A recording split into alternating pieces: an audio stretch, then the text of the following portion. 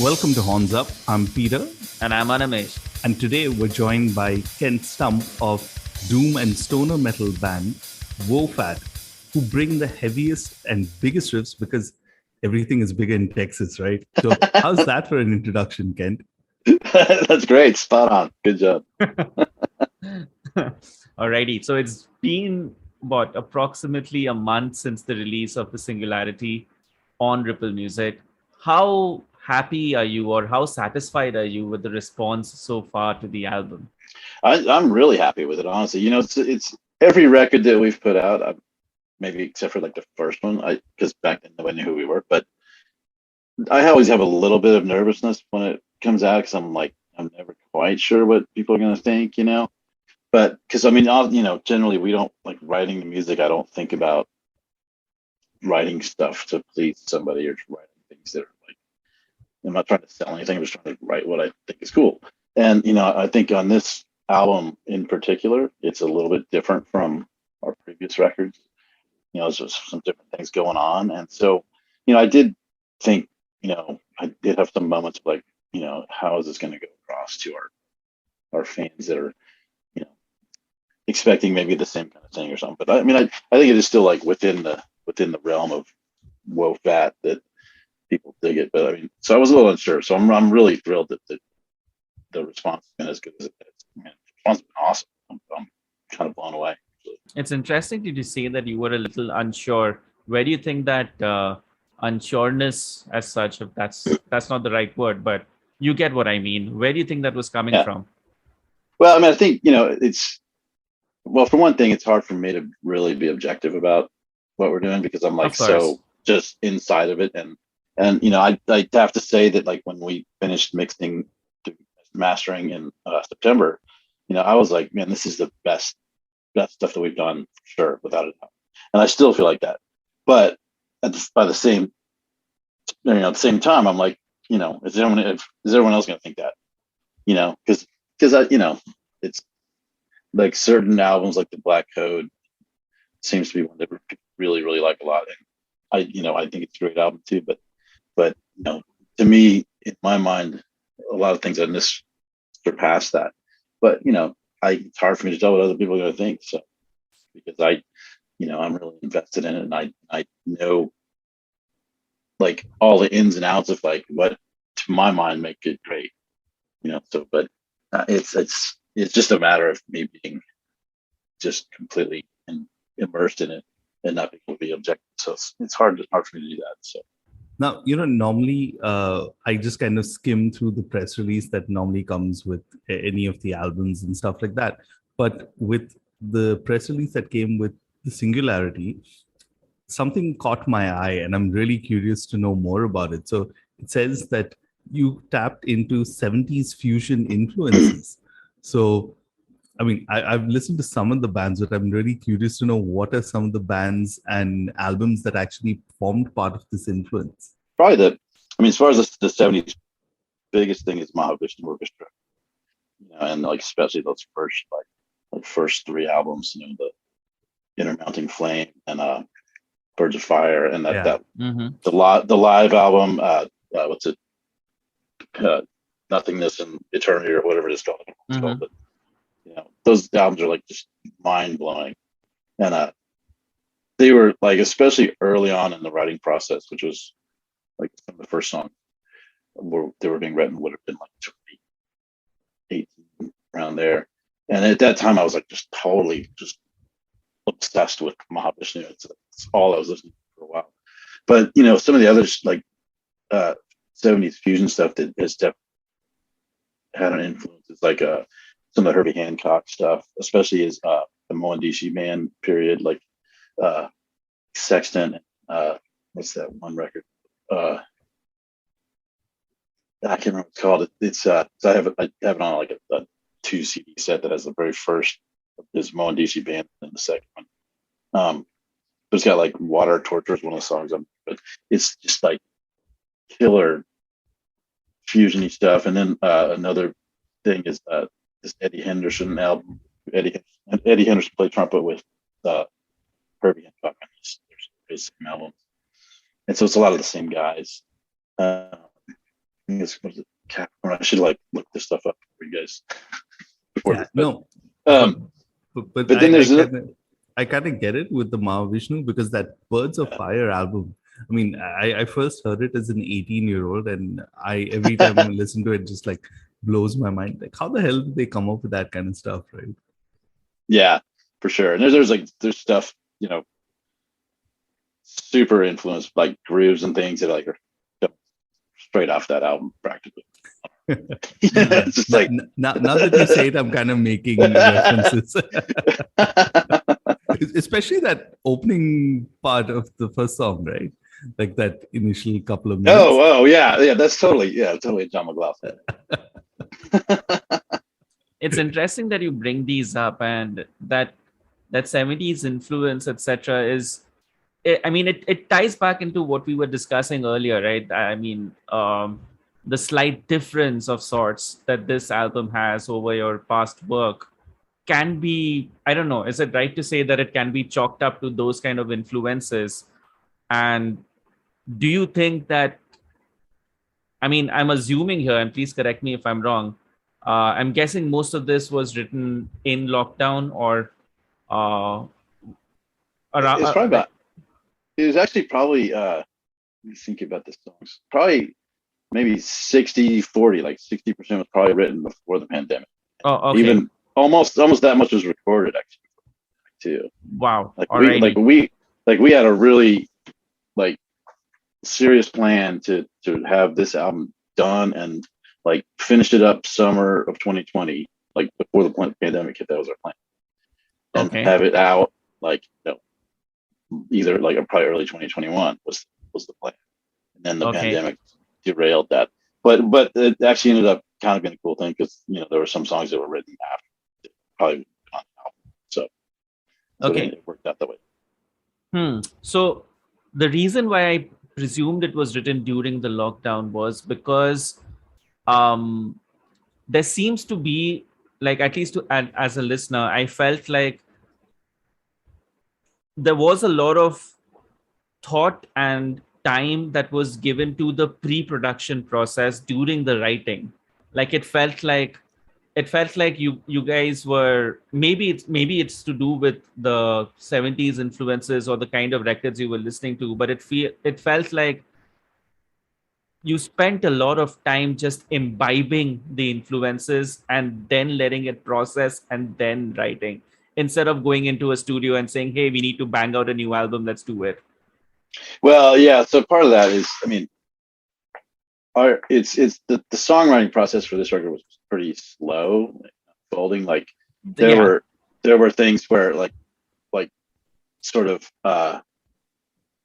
parts of songs were written, like maybe like certain grooves and riffs were written, and then we'd rehearse them and play through them, and you know, we record all of our rehearsals, so which is a great way to kind of hear how things are working and see like, oh, that doesn't work, that's totally not going to bear, you know. So it's a good way to revise and know, you know, to be able to think about how things should actually be compositionally. And so this time, I mean, it did take longer. Like for whatever reason, this time it's just a longer process for me to especially kind of get back into a creative mindset.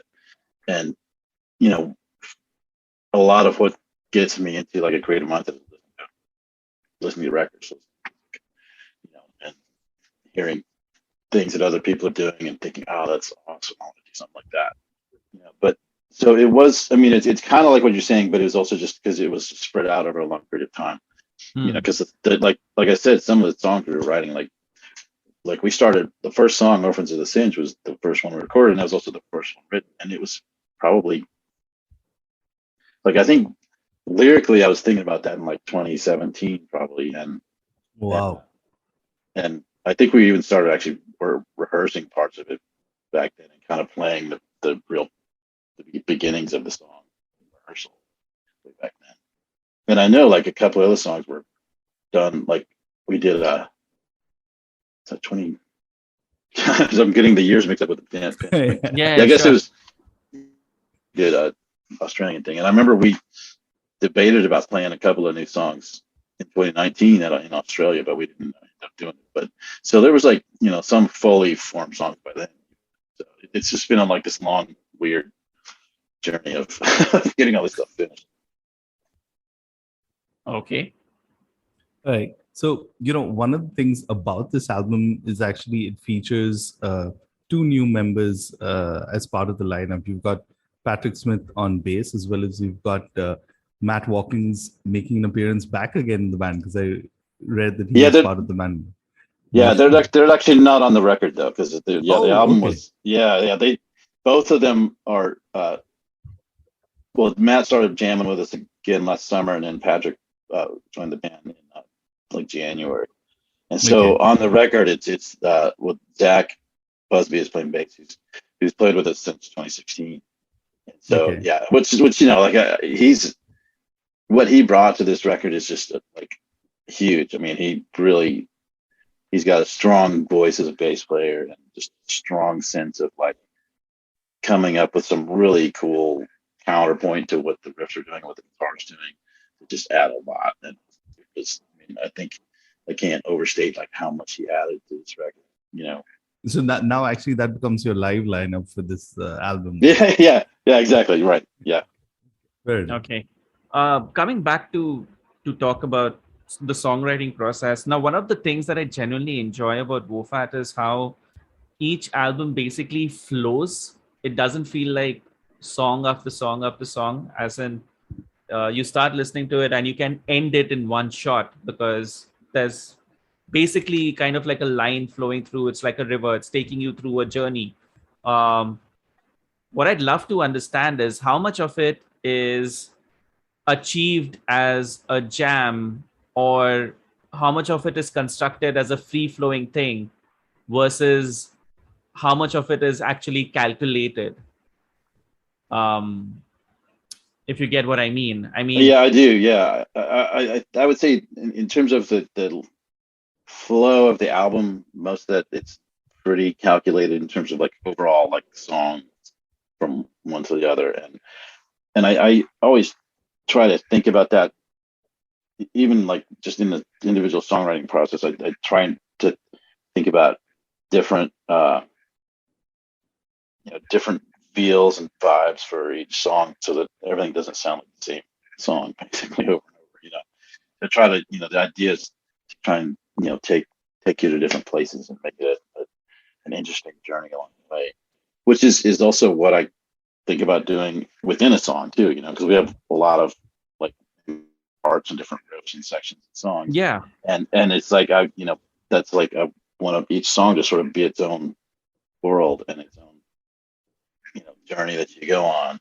And as far as the whole album, and unfortunately a lot of people don't listen to like albums anymore in terms of like front to back. It's all about shuffle, shuffle whatever, and which I do the same thing honestly, but I do think about how an album feels as a collection of songs and how it all works together and flows together. So that is a big part of laying out the song order and thinking about transitions between songs. And like on this album, the album starts with what ends the last song. Yeah. Yep. The bookends are lovely. Yeah. Yeah. No, and it's crazy, right? Because I was looking up, and I completely agree with Animesh, right? Because you just listen to the album and you're like drawn into it. And it's only later that I realized that the album's 75 minutes long. And it doesn't really hit you. It doesn't feel that long. It doesn't feel that long, right? That's good. That means things are working then. That's good. It's not boring. It's not, But here's the thing, right? I mean, you start off the album with the 13-minute song, if I'm not mistaken, around that time. And then when you look at it and what's currently happening in the music industry is where you literally have musicians in general writing 30-second or 1-minute songs for TikTok and Instagram Reels. And here you've got WOFAT, whose shortest song on your album is 7 minutes 42 seconds. I guess if we're not playing the system very well, are we? we're not gaming the system. We're not very good at that. But tell me about that approach. I mean, is it like conscious that you want to kind of just stick to the way like music that you grew up listening to, the albums or things like that, or is there a certain aspect of the music where you think that, okay, we need to kind of see what's happening currently in the industry or even social media? I don't know. Also, honestly, I don't ever think about like what's going on, like in the more mainstream pop or just mainstream whatever rock world. I don't ever think about that at all when it comes to songwriting. I just basically and I mean, yeah, and this kind of been my philosophy the whole time with Wolfpack. I think about just what I think is going to be cool and what sounds cool to me. And I've tried to write short songs, and for whatever reason, maybe I just get long-winded and just have too many ideas. I don't know, but to me, like I know when I go to like get a new album, see a new album, get something like a new album from a band, and I see it's all like 3.5 minute songs. I'm always disappointed. I'm like, oh, man, it's a pop song. It's like I want like, but I guess I grew up like when I was in junior high and high school, I was listening to jazz, and so I was like, and that's what I went to college for. I would study jazz, and I was going to be a jazz musician. So it's like to me, it's about this musical exploration, like in real time that you're doing as a musician, which maybe that takes 12, 13 minutes. Maybe that takes 5 minutes. I don't know, but it's just sort of to me, it's never been about, like keeping things to like a real concise verse, chorus, bridge, chorus, ending. I mean, we do have the verse, chorus kind of thing, but to me, it's like, I like songs where it's like you're going along for a while, and then there's that heavy ass breakdown that happens, and then all of a sudden you're off in another direction. I mean, I love that kind of stuff. Yeah, so it is. I mean, yeah, it's conscious in the sense of, to me, I think that's what makes a cool cool album and cool song. And also, I just don't. If a band is playing some like great riffs and are just really going for it, that's what I want to hear them go for it. I'm disappointed when they're like done in like 3 minutes. I'm like, oh, that's just like so great, and then it's over. I don't know. That's just my the feelings about it. But it's like I do feel like I probably need to be a lot more aware of social media and more active on it and all that kind of stuff. But unfortunately, I mean, I don't know. It's not where my head's at. I mean, I know it's detrimental, like business wise, but mm-hmm. How, this is a slightly personal question, but just humor me on this one.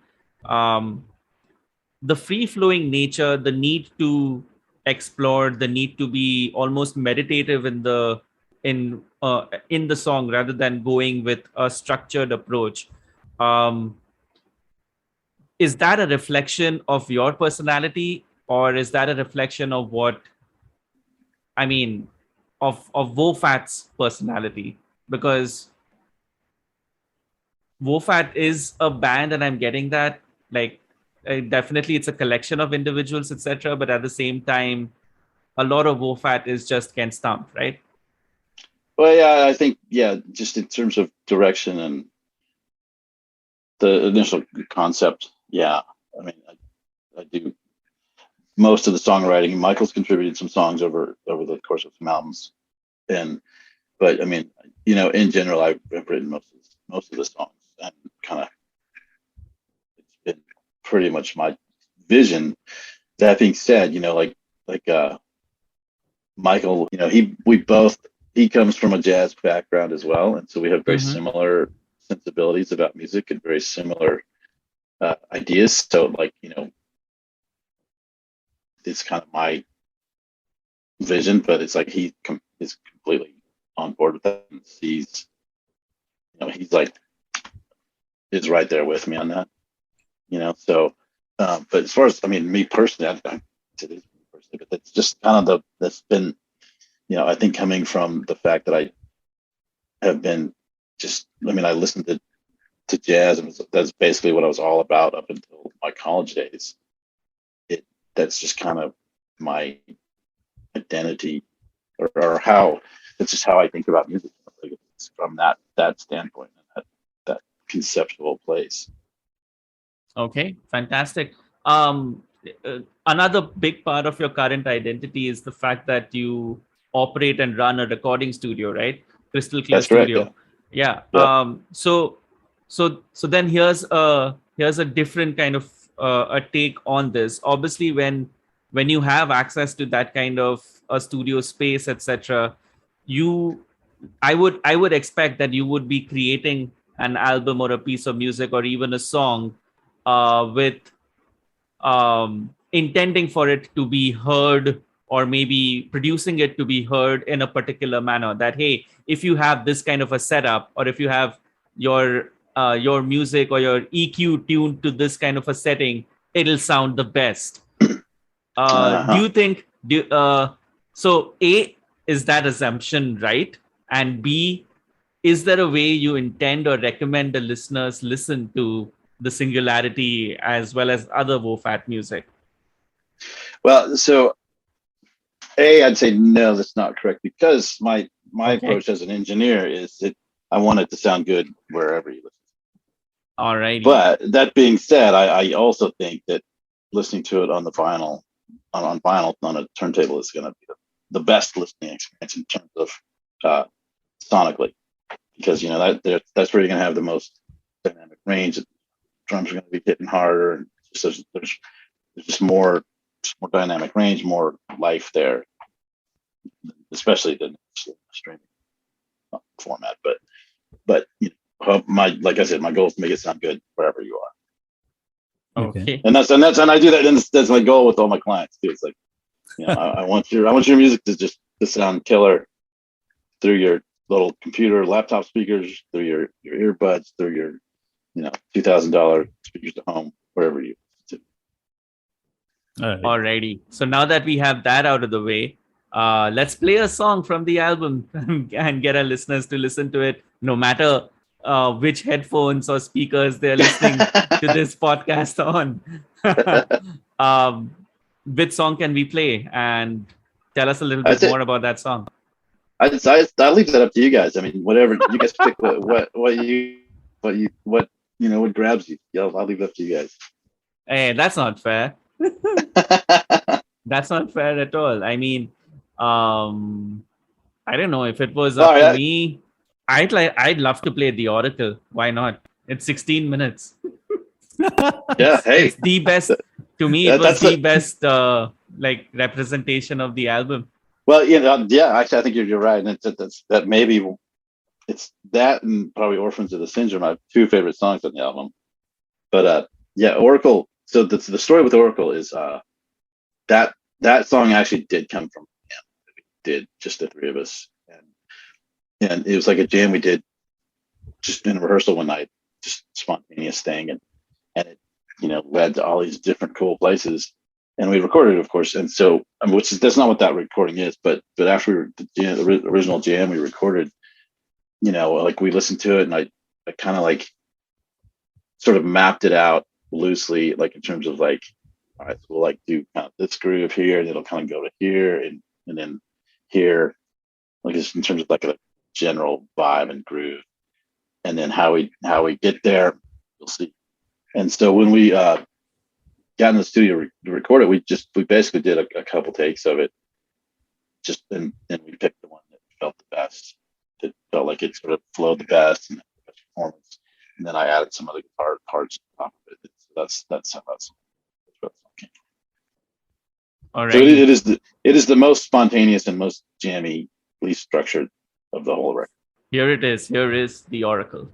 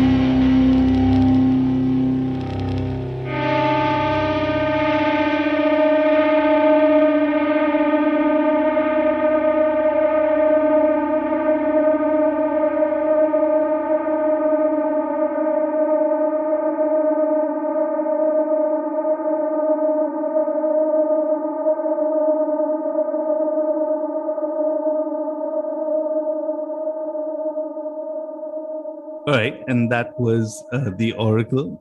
If you still have stuck around after that song, or you fast forwarded back, we're still with Ken Stump of Wofat. Now, one of the cool things about vinyl also is the artwork, right? Because it's kind of like way Right. bigger. And as someone who grew up like buying cassettes and then later CDs, vinyl seems like a huge upgrade. It's like literally you're wearing glasses and seeing things far more clearer. So I really like the artwork for the Singularity. I mean, my interpretation, it's a kind of robot machine on the album cover. You want to tell us a bit about what your brief was or what the idea was behind the... Yeah. So the artist is a guy named Eli Quinn, and he knocked it out of the park with his artwork. He just kicked ass with it.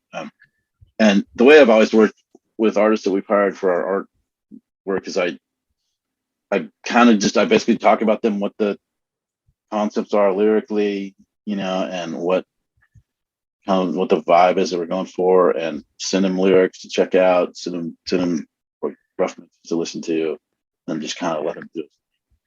And so that's what he came up with. But so the Singularity itself, like the term is, it's, I mean, it's probably most often it's used to talk about artificial intelligence and this point of no return, essentially, when it can spiral out of control beyond what we can control, because it reaches a point. It's just like, cascading into this massive thing that we can't control. It's essentially like the Terminator or something. But it's like a thing that it's a concept that people actually are talking about.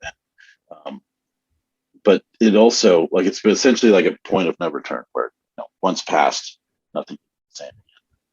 And so to me, it not only refers to that, but also refers to things like climate change and other just like existential threats that we may be facing at the moment or in the coming years. So that's kind of what a lot of the record is about. I mean, it's not like a story, but a lot of the songs are about that kind of thing, about essentially impending doom and like existential dread and like what's going to happen, and all these various ways that things can come undone, for the planet, or for people in general. So he was going specifically with like this AI, machine learning, with intelligence, and like the idea of like nanobots, just things controlling us through networks. But that's kind of all that, like, the machines gone awry, machines taking over. So Yeah. I mean, of course, for those who grew up in the 90s or the 80s, the Terminator is like the best reference. Everyone just kind of knows that, right? And I think it's still one of those classic things. Now, one of the things actually we talked about earlier is that you run the Crystal Clear studio with your drummer, Michael. And I was just wondering, I mean, of course, the advantage of having your own studios, you self-produce, you record and everything yourself. But if you had to get someone else to, say, produce or record a Wofat album, or maybe a single even, who would it be? Probably, but it would be hard for me to do that. First of all, I can say that, but because I'm like obsessive about what we're doing in the studio. But that being said, I have thought about that before, and probably the person I've thought about that would be great, I think, to do that would be Joe Barresi, who has recorded a bunch of stuff.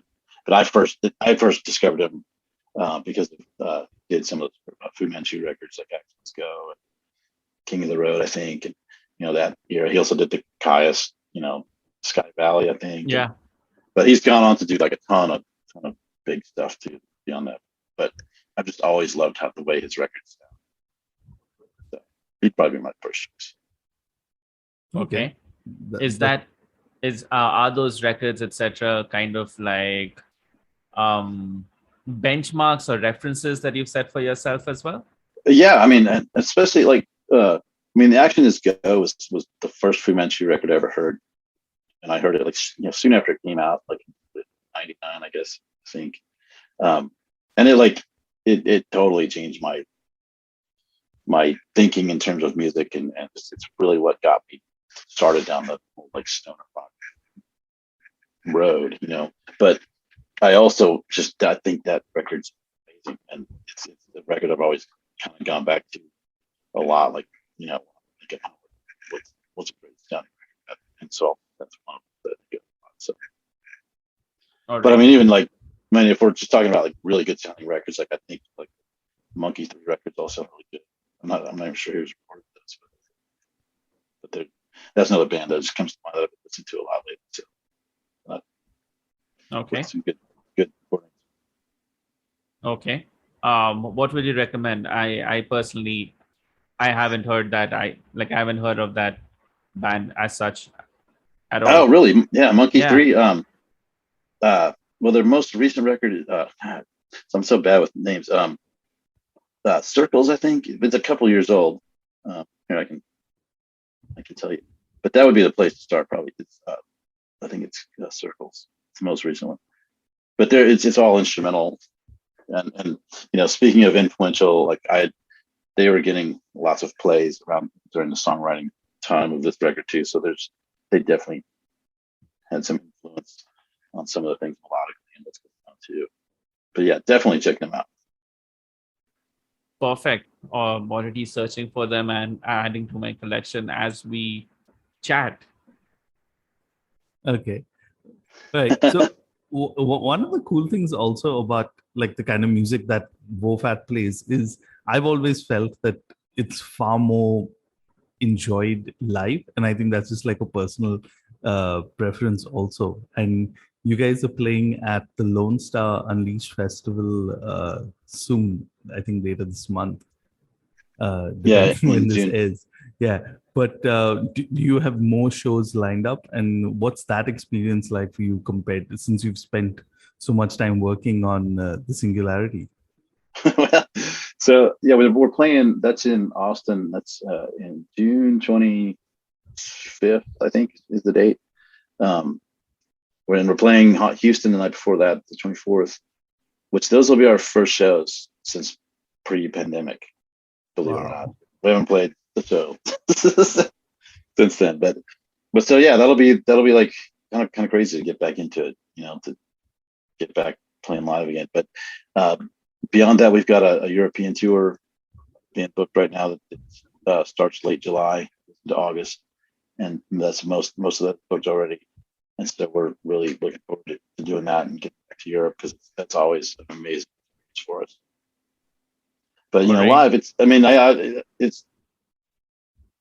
that was actually kind of thinking about the live show was part of the reason why I asked Matt to come back to the band, because like some of the new songs, I thought, man, this could really benefit from having a second guitar live, because there's some parts where there's like different things going on with the guitar, like a couple different guitars going on. There's a couple like harmony things here and there, and just and also some of the new songs are a little bit harder to play, so it's it helps me in terms of like being able to play and sing, to also have Matt laying down some rhythm stuff. So that was kind of a lot of the reasoning with that. So it's going to be cool I think it's going to be really cool live to have the two guitar onslaught basically happening. So yeah, but I mean, it is a lot. Like all our songs are kind of built with like its structure with freedom sort of all kind of juxtaposed together. So we have song structures, but then there's like solos are improvised, and it's all like there's a lot of sections where it's freewheeling, and it's like key off each other, like eye contact, things like that. So it's always fun to live. So it's safe to say that basically no two Wofat shows are alike. Probably not. I mean, aside from maybe my like limited ideas or something as far as soloing. I mean, but they're similar, I guess, but not the same. I don't expect to hear a solo from the record because I have no idea what I played on. Huge thank you for just giving us that kind of time, man. I hope you enjoyed this. I did. Thanks for having me. Yeah, thanks a lot, man. Cheers. Yeah, cheers. Alrighty, and that was Kent Stump of Doom and stoner metal band Go Fat. Tell us what you thought about the Singularity. As always, you can reach out to us at hornsupod.com or on Twitter at hornsupod. If you want to reach out to Peter or me directly, well, me, that's at Asmoani on Twitter. I'm at Trend Crusher. And this was Horns Up. Horns up, guys.